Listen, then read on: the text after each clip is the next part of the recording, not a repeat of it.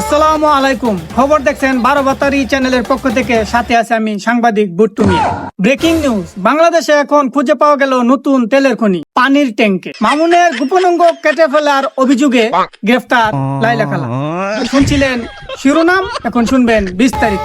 ক্যান্সারের মতো ভয়াবহ রোগের হাত থেকে রক্ষা পাচ্ছে না কেউ।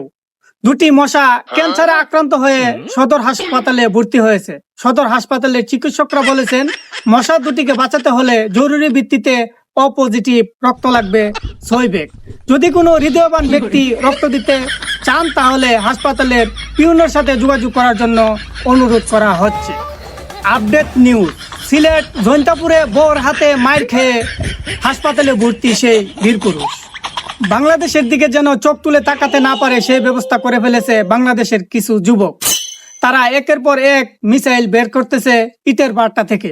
বিস্তারিত শুনে আসুন রিপোর্টার গাঞ্জাখোরের কাছ থেকে।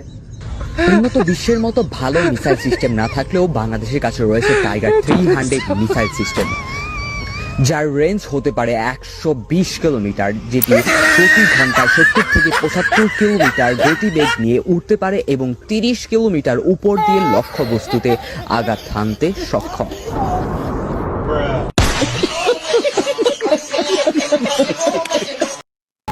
এখন শুনবেন আবহাওয়া বার্তার খবর।